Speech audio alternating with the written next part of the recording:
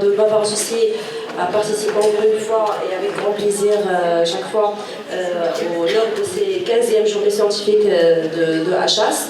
Alors aujourd'hui, on m'a confié de traiter un sujet un peu intéressant qui est multidisciplinaire, qui concerne les cardiologues, les chirurgiens cardiovasculaires et aussi après c'est l'affaire de nous tous parce que nous, n'importe quel médecin parmi nous peut être le premier médecin qui va recevoir ce patient, qui doit faire le diagnostic, qui doit le prendre en charge rapidement. Donc je vais traiter aujourd'hui l'ischémie aiguë du membre inférieur, on va voir un peu les généralités, la physiopathologie. Après il y aura mes amis ici qui vont traiter côté prise en charge diagnostique et thérapeutique. Alors l'ischémie aiguë du membre inférieur, d'abord je commence par la définition. Il est défini comme l'insuffisance circulatoire aiguë due à la réduction ou l'arrêt brutal du flux sanguin artériel au niveau du membre, menaçant ainsi la viabilité du membre. Donc vous savez très bien que l'ischémie aiguë du membre inférieur, l'artériopathie oblitérante des membres inférieurs, c'est un stade dont si le patient y arrive, on parle d'atteinte d'organes cibles, c'est l'atteinte vasculaire.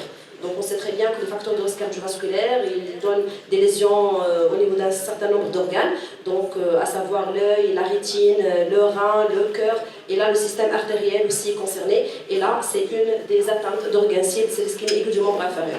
Donc on parle d'ischémie aiguë si le patient se présente dans les 2 semaines suivant le début des symptômes. C'est une urgence médico-chirurgicale. L'affection est pourvue des mortalités très importantes, un pronostic fonctionnel, esthétique et parfois même un pronostic vital peut être mis en jeu. Alors la prise en charge des patients est multidisciplinaire, donc il implique des cardiologues, des chirurgiens cardiaques, des radiologues, des anesthésistes réanimateurs. Et aussi tout médecin, praticien, secteur public ou privé, parce que ces patients, lorsqu'ils viennent consulter, lorsqu'ils ont une douleur au niveau du membre inférieur, premier médecin à côté part le voir et après on est tous concernés pour cette affection. Alors le diagnostic et le traitement doivent être effectués le plus rapidement possible. Le diagnostic d'abord est clinique, donc il suffit de voir le patient, de faire un bon examen clinique. La symptomatologie avec laquelle va venir notre patient, la douleur aiguë du membre inférieur chez un patient ayant un certain terrain cardiaque ou patient à haut risque cardiovasculaire, voilà où on peut trouver ce genre de complications. Et par la suite, il y a des examens complémentaires qu'on peut demander, mais ça ne doit pas retarder la prise en charge parce que c'est une course contre la montre. Si jamais on tarde, on risque de faire perdre le membre et parfois même le patient. Donc le monitorage hémodynamique et biologique doit se faire en per et en post-opératoire. C'est indispensable. Il faut savoir aussi que non seulement l'affection est problématique, mais même son traitement. Parce que lorsqu'on reçoit un patient, le problème c'est l'obstruction totale de l'artère. Ça, c'est un problème. Mais l'objectif, c'est la reperfusion. La reperfusion elle-même est problématique par la suite. C'est pour cela qu'il faut toute une prise en charge en unité hospitalière, en réanimation, de soins intensifs. Parce qu'une fois on récupère ce membre qui était mort jusque-là, il y a une récupération de toxines de ce membre dans la circulation générale. C'est ce qui va donner vraiment les complications potentielles. On va les voir par la suite.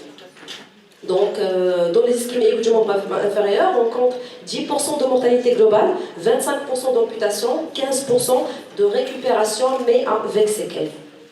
Alors là, j'ai fait un petit rappel de l'anatomie, ça vous le savez, on va juste un peu rafraîchir notre mémoire. Alors vous savez très bien que la circulation des membres inférieurs, d'abord on a l'aorte, sa portion terminale, la bifurcation en 2 artères iliaques, droite et gauche. Cette dernière, dite iliaque principe primitif, il va se partager encore en 2 artères, iliaque interne et externe. Alors l'artère iliaque interne, il va être responsable de la vascularisation du bassin et des organes dedans. Et après, l'artère iliaque externe va être dirigée vers le membre inférieur. Donc on a l'artère iliaque externe. Une fois il dépasse le ligament ischio-pubien, il va plus être nommé iliaque, il serait l'artère fémorale. Donc par la suite, cette artère, au bout de certains nombres de centimètres, il y aura une deuxième bifurcation, c'est l'artère fémorale profonde et superficielle, donc qui va partir tout au long de l'artère fémorale, de l'os fémoral, et pour tourner en distalité vers le creux poplité, dans l'artère poplitée. Cette dernière va prolonger le creux, il va se partager en 2, on a sur le schéma à côté, Donc on a l'artère poplitée qui va être longée par l'artère tibiale qui va être responsable de la vascularisation de la face postérieure de la jambe, et il y aura l'artère tibiale antérieure qui va pénétrer entre la fibulaire et tibia pour vasculariser la face antérieure de la jambe. Donc il y aura l'artère fibulaire qui va naître par la suite de l'artère tibiale postérieure. Alors, vous voyez ici, donc je rappelle, l'aorte, bifurcation, iliaque droite, iliaque gauche. On descend, il y aura l'iliaque interne, l'iliaque externe. De présenter ici au congrès d'Achas. Donc, bonjour chers collègues, merci Dr Nabi. Alors aujourd'hui, ma collègue Dr Large a présenté la partie tout ce qui est généralité et physiopathologie. Donc à mon tour de beaucoup plus m'étaler sur le côté traitement médical et chirurgical. Comme a dit ma collègue, c'est une pathologie qui intéresse toutes spécialités confondues, les cardiologues, les médecins généralistes, les chirurgiens cardiovasculaires. Donc on va commencer par le plan suivant. On va parler brièvement de tout ce qui est diagnostic clinique et l'orientation étiologique ou diagnostic, le diagnostic topographique de l'obstruction artérielle, ainsi que le principal diagnostic différentiel, l'examen paraclinique, la classification de Rutherford et finalement le traitement. Donc, comme l'ischémie aiguë est définie comme une interruption britale de l'apport de sang oxygéné au niveau d'un membre en aval d'une obstruction d'un tronc artériel principal. Effectivement, c'est une urgence type en pathologie vasculaire. Avant tout, l'approche diagnostique doit avoir comme objectif de répondre à deux questions clés concernant et le mécanisme de l'ischémie et le terrain du patient. Puis le retard de prise en charge et engage le pronostic vital expose au risque d'une amputation, initialement d'une ischémie dépassée.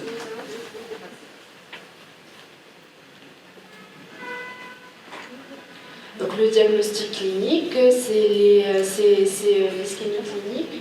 Survient de manière brutale, en coup de fouet.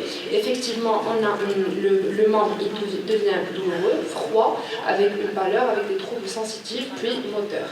On parle des 4 P de Griffith ou bien les 5 P des anglo-saxons. L'interrogatoire initialement doit préciser l'heure du début de la symptomatologie.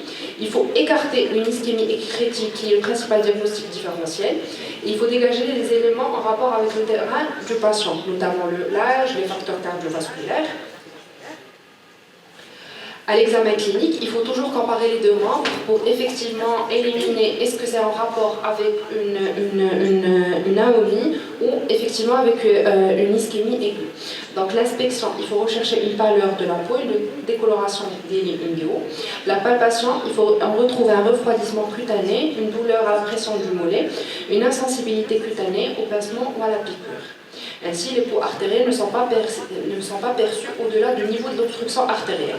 Donc, si on a une obstruction au niveau de l'artère fémorale, on aura une absence de peau poplitée et des peaux pédieux ou tibia postérieur. Il faut rechercher une ou plusieurs masses pulsatiles sur le trajet artériel pour éliminer un anévrisme. À l'auscultation, il faut rechercher un souffle à localisation cardiaque ou sur le trajet des axes artériels des membres de l'abdomen et du cou. L'orientation diagnostique, comme a dit ma collègue, il faut les classer ou en embolie ou en thrombose. L'embolie, elle intéresse beaucoup plus, elle survient beaucoup plus à un sujet jeune, de manière brutale, sans antécédent. Par contre, la thrombose, elle survient beaucoup plus chez un sujet âgé, progressive au repos.